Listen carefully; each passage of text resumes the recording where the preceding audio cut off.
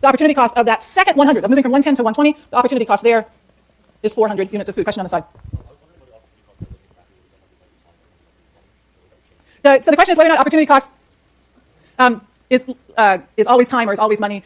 Opportunity cost is no, it's not always time or always money. It's always expressed as what's the next best alternative, right? So for a person, for an individual, you're probably talking about what would you be doing with your time. But if we're talking about the opportunity cost of using this clicker to teach Econ 1, then the opportunity cost is that it's not being used for something else this hour. Okay. All right, let me move on. So what we've just illustrated is what's called the law of increasing opportunity cost, which was the question over here on your right. Opportunity costs increase.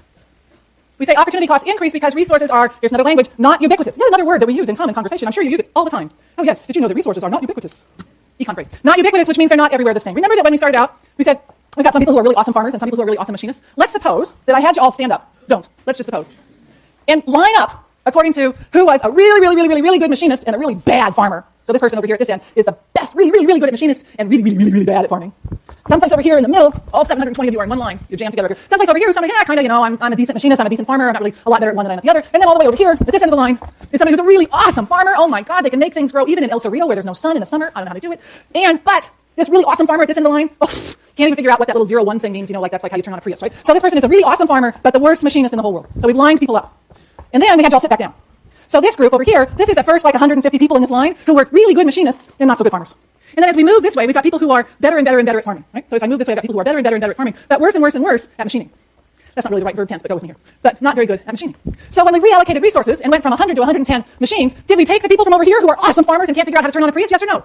No. When we reallocated resources, we took the people who were in like these first 2 or 3 columns here who were producing food, but as farmers go, they're okay as farmers. But they're pretty good machinists. So we're going to take out of the farmers, we're going to take the best machinists of the bunch and put them over here to produce machines. And that's what we did when we went from 100 to 110 machines. So we didn't have to give up a whole lot of food because these people here, not such good farmers. Not like those folks over there. Better than you all. But those farmers on that side of the room, the right side of the room, oh my goodness, even in El Cerrito. In March, when we wanted to get more machines, we had to go over here and grab some more people to make machines. Well, I'm getting deeper and deeper into the crowd of people who are pretty good at farming and are having trouble with the whole pushing the button to turn the Prius on thing, right? Which means that if I want 10 more machines, now I'm dipping into my labor pool and I'm getting people where I got to take some time to explain to them the whole like push the button to turn it on, right? Where's the ignition? Push the button. No, where's the ignition? I got to turn the key. Push the button to turn it on, right? So as I take people who are worse and worse at machining, it's going to take me more and more of these people to produce 10 more machines. So now instead of needing just say 2 columns of these folks to produce 10 additional machines, I got to take 1, 2, 3, 4, 5 columns of people in order to get 10 more machines produced. That means I had to give up a whole lot of food because these folks now you can't produce food anymore. You're going to be machinists. Not very good at machining. Every time we reallocate resources, because we assumed no deliberate waste. That's where that assumption of no deliberate waste comes in. We assume no deliberate waste, which means that when we reallocated workers from food production to machine production, we didn't go over there and take Farmer John, who can grow things anywhere in the world. We took these folks who are not very good farmers and had them produce machines. Everybody has a different ability to produce food and to produce machines. Resources are not ubiquitous. The folks over here are awesome machinists and pretty bad at farming. And the folks over there are awesome farmers and pretty bad at machining. Not a verb, but let's go there. Resources are not ubiquitous. Resources are not equally well suited to all tasks. The guy across the street from me, he's my mechanic. He owns a mechanic shop down near El Cerrito Plaza. He's also a fabulous neighbor, great neighbor, right? This is a really good allocation. Because me fixing cars, not so good. Me teaching economics, better, right? So we've got me teaching economics and him fixing cars. The world is a better place than if we were to reverse these things. Resources are not equally well suited to all tasks. I lost my clicker. Wait. That's okay. I just have to be able to see you before you go on. Yes? So you have one person who's really good at both. That person was right here in the middle. So it's a relative statement. Yeah. All right, next. Production possibilities frontier. So we can take the data that we've got, we can use it to draw a production possibilities frontier. You guys did pretty well at some of the basic questions about production possibilities frontier, so I'm going to skip this particular part and go to the next one. So in general, what does a production possibilities frontier look like? As you said, it's generally a downward sloping line that's not a straight line. It's downward sloping because there are trade-offs, because in order to have more machines, we had to have less food. That is to say, as we move along the horizontal axis and get more and more machines, we're moving down the vertical axis and having less and less food. That's why it's downward sloping. It's nonlinear, that is, it's curved instead of a straight line, because of the law of increasing opportunity costs, because resources are not everywhere the same. Because in order to get 10 more machines, first we gave up 100 units of food, then we gave up 400 units of food. If we did it again, we'd have to give up, say, 600 units of food, and so on. That gives us the curvature. Now we can look at particular combinations of output within this production possibilities frontier. I can take some point like A that's on the production possibilities frontier. So draw a point A that's on your PPF. Drop it down, call it A sub M. That's the amount of machines that would be produced. Drop it over, draw it over, call it A sub F. That's the amount of food that would be produced. A combination like A that is on the production possibilities frontier, we say that that is an efficient combination of output because we are clearly using all of our available resources to produce goods and services. It's an efficient combination of output. Choose some other point, someplace in the middle of your production possibilities frontier. Call it B. And here I can dash over, and we'll call that B sub F amount of food, and dash down, and call that B sub M amount of machines. That combination B is what we call inefficient. That's an inefficient combination of output because it's possible to have more machines and or more food. We're not using all of our available resources if we're producing at a point inside the production possibilities frontier. Both of these points, A and B, are attainable. We can attain them. We can do it. So both A and B are what we call attainable. We can do it. They are attainable. We can attain them. We can do them. It's just one is efficient, A is efficient, and the other is inefficient because we're not using all of our resources. Draw a third point, C, that is someplace beyond your production possibilities frontier. That point C, we say, is an unattainable combination of output. There's no way with the available resources in the current period to produce that combination of output that's reflected by C. It's beyond the production possibilities frontier. There's no way to produce it. Clicker question.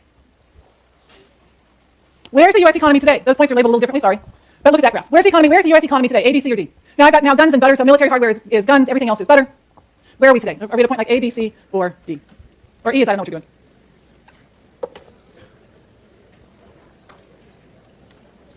Three seconds. 1, 2, and 3. Good. Let's see. Good job. 66%.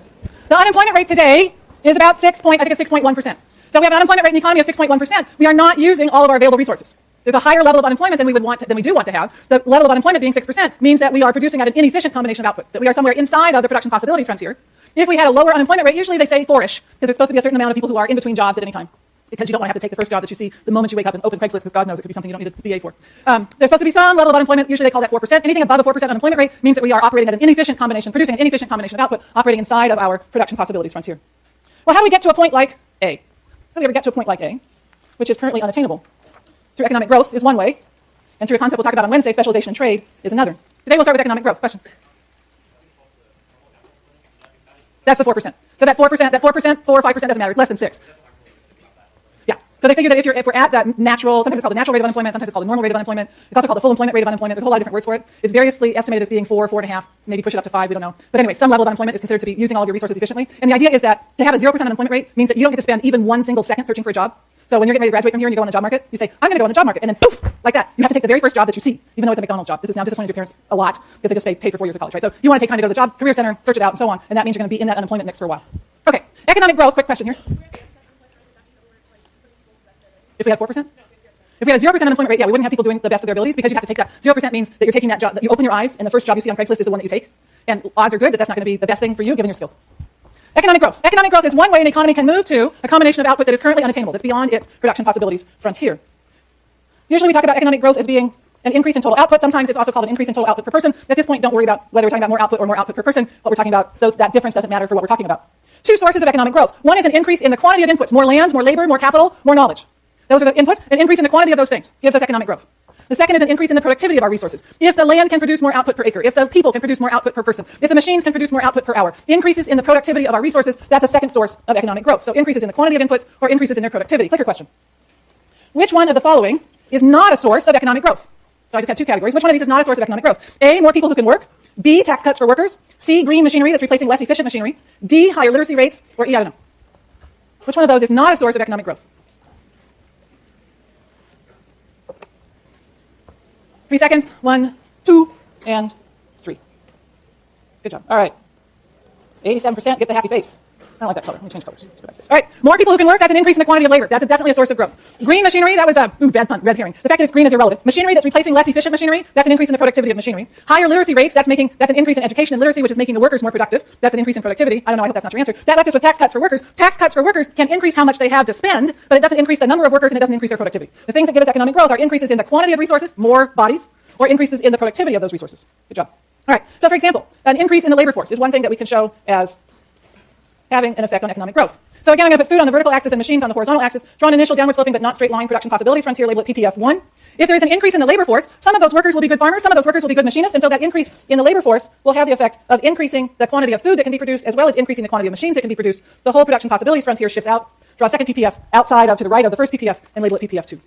That's an example of what we call symmetric growth, where the factor, that's an M, symmetric, there we go, growth, where the factor that is increasing growth that's giving us the possibility of more output is affecting both types of output equally. So symmetric growth is when, like an increase in the labor force affects both types of output equally. Contrasting example, suppose instead of the increase in the labor force, suppose instead we had an increase in food productivity and food production, food on the vertical axis, machines on the horizontal axis, draw an initial production possibilities frontier, downward sloping but not a straight line, label it PPF1. If there's an increase in the productivity in food production, that means that if we were to take all of our available resources, and instead of, if we were to take all of our available resources and devote them all to the production of food, instead of producing, I'll call it old max. I drew a dot where your PPF curve hits the vertical axis. That's the old maximum amount of food that could be produced if we put all of our resources towards the production of food. If there's an increase in the productivity in food production, there's going to be a new higher maximum amount of food. I'll call it the new max. That increase in the productivity in food production affects how much food we can produce if all of our resources are devoted to food production, has no impact on how many machines we can produce if all of our resources are producing machines. And so the endpoint here on the horizontal axis doesn't change. Draw a new production possibilities frontier that links those 2 endpoints. The one on the vertical axis went up, the one on the horizontal axis didn't move. Label it PPF2. That's an example of what we call asymmetric growth, where the factor that was giving us economic growth affected one sector much more than the other. What sort of things can increase productivity? Well, a lot of times when you say what can increase productivity, people think about machines, and they think about bigger or faster machines. But the stuff that's really interesting in economics is the stuff that isn't just the machines. What can increase productivity? The big increases in productivity come from changes in the institutions that govern our economies. Changes in institutions. Bless you. For example, I thought I was going to reveal those one at a time. Well, there you go. There's all 7 of them. Education. More education increases productivity. In fact, what economists have found is if you look at really poor economies, particularly who you want to educate are the girls. If you increase literacy rates amongst the girls in a society, that's going to have a bigger effect in terms of increasing productivity and increasing economic growth than if you increase literacy rates amongst the boys. So education is one way of increasing productivity, of shifting out that production possibilities frontier. Increases in research and development are another way of shifting out the production possibilities frontier, finding new ways of producing things. Financial institutions. Financial institutions are channeling money from the people who are saving it to the people who are borrowing it. The better, the more reliable our financial institutions, the more funds will be channeled from the savers to the borrowers, and the borrowers will use those funds to buy machines and build buildings. So better financial institutions increases the amount of capital in the economy. Political institutions. Our political institutions, and particularly the way in which power is transferred between one regime and another. When we went from the Bush administration to the Obama administration, that was a smooth transfer of power. You can come up with lots of examples from your world history class where it's not a smooth transition. But the way in which power is transferred, the way in which the institutions work, those things have an impact on economic growth. The more corruption there is, the lower the economic growth rate. Property rights. I'll let you out here by 101, but just let me go. Property rights. Property rights define who owns property and what rights they have to develop that property. A system of property rights that does a good job of protecting the rights of people who are improving property increases economic growth. The judicial system enforces those property rights. So having a set of judges that are fair and honest and are enforcing the laws that are created through the political system, and transportation networks that allow the transport of goods and services between 2 points. All of those things are vital to economic growth around the world. We'll start on Wednesday with 3 examples. Have a good day. Go Bears.